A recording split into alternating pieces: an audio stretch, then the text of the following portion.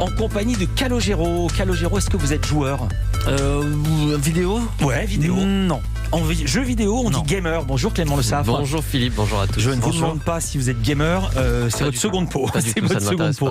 Et aujourd'hui, je suis très avide d'entendre votre avis, car vous nous parlez du jeu événement du moment, jeu qui fait débat. Oui, et ce jeu, c'est Cyberpunk 2077. Ça fait 7 ans, rendez-vous compte qu'on attendait ce jeu, hein, c'est énorme dans l'industrie du jeu vidéo, c'est très long.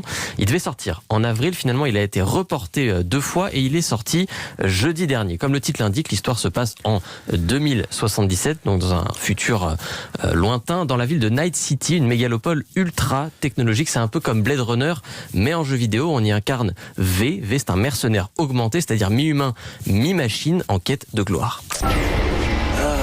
J'adore cette ville. Toujours une occasion à saisir. Prêt à prendre une claque? Allez! C'est une ville comme une autre, mais en plus grand. Non, Mano, elle a rien d'ordinaire. C'est ici que naissent les légendes. Si on est là, c'est parce que Dex tire les ficelles. On joue pas dans la même cour que les vrais, je crois. Bien sûr que si. Le truc, c'est qu'ils le savent pas encore. Enfin, si t'as des cojones et que tu sais t'en servir, presque tout est possible. Voilà, et rarement un jeu avait suscité autant d'excitation et d'attente. Moi, le premier, c'est un des projets les plus ambitieux de ces dernières années. Alors, c'est effectivement, ça rend Attendez assez la bien. suite. C'est assez impressionnant. Il faut savoir que c'est un jeu qui a coûté 300 millions d'euros pour le développement. C'est plus que n'importe quel gros film hollywoodien. Sauf que voilà, rien ne s'est passé comme prévu. Depuis sa sortie, la communauté des gamers se déchire sur le jeu. Il y a autant d'avis dithyrambiques que de critiques dévastatrices. D'un côté, ceux qui s'émerveillent de l'atmosphère de Cyberpunk, et de l'autre, ceux qui dézinguent sans filtre un jeu gangréné par les bugs. Alors avant qu'on parle de la polémique, d'abord vous avez testé ce jeu Clément, qu'est-ce que vous pouvez nous dire concrètement? Alors moi je vais commencer donc par ce qui est réussi, ce qui m'a plu. Le plus gros succès de Cyberpunk 2077 selon moi, c'est l'immersion dans ce futur fantasmé où la technologie est omniprésente. On a par exemple la possibilité d'améliorer notre personnage avec des nouveaux processeurs, lui mettre des os en métal, des yeux cybernétiques. On est vraiment dans ce fantasme. C'est un peu comme Minecraft futur. Alors, c'est Minecraft puissance 1000, on va dire. Mon fils joue à Minecraft. D'accord. Ces versions, alors les graphismes, ça n'a rien à voir. C'est aussi ça l'intérêt du jeu, c'est que les graphismes sont absolument fous. Là, on est vraiment dans l'ultra réalisme. Mais alors, quel est le but du jeu?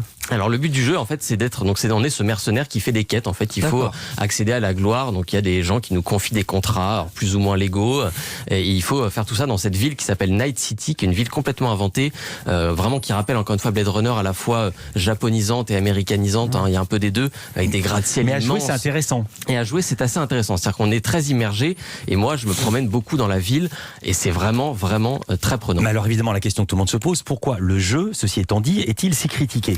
Le problème, c'est que tout ce que je viens de vous dire de positif sur ce jeu, quasiment la moitié des joueurs n'y a pas le droit. En fait, c'est ça le vrai problème. En fait, Cyberpunk 2077, il est magnifique si vous y jouez sur un PC de gamer, un PC de compétition qui coûte plusieurs milliers d'euros, en tout cas plusieurs centaines à minima, ou sur une console de dernière génération, c'est-à-dire la PS5 ou la Xbox Series X, qui est mon cas.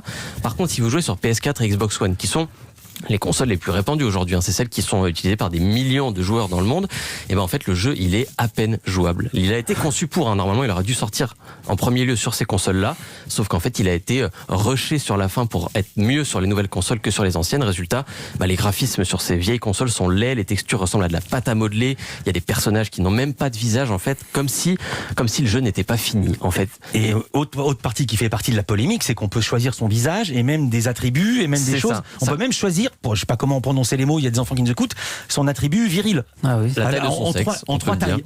Tout à fait. C'est-à-dire qu'ils ont poussé le niveau de détail très loin. Ça va un peu loin. Oui. Et à côté de ça, vous avez des personnages dont le visage, dans le jeu, n'est pas fini. Et le cerise sur le gâteau, tout ça, c'est que ce soit une vieille ou une récente console, moi j'ai une console récente, il y a énormément de bugs, des personnages qui traversent les murs, l'écran qui freeze, le jeu qui s'arrête d'un coup et qui revient à l'écran d'accueil de la console. En fait, c'est édifiant de voir un jeu sortir dans cet état. Un jeu qui est bien, mais qui ne devrait pas être sorti comme ça. Et je pense à tous les parents qui s'apprêtent à acheter ça pour Noël, donc vous ne le recommandez pas. Réaction, Calogero? C'est inventer la vie qu'on n'aura jamais. Enfin, c'est un peu se refuser. Enfin, soi-même. C'est un refus de soi-même, je trouve. Ce qui est intéressant dans le jeu, c'est de se demander à quel moment est-ce que cette bascule, qu'est-ce qui ferait qu'on bascule dans ce futur? Qu'est-ce qui ferait qu'un jour on se dirait, finalement, pourquoi pas avoir des yeux cybernétiques Oui, pour le coup, c'est vraiment le contraire de profiter du moment présent, de profiter de la vie. C'est un peu. Vous savez quoi? Je crois que je vais faire comme votre fils, je vais en rester à Minecraft. Ouais, moi aussi. Merci beaucoup Clément.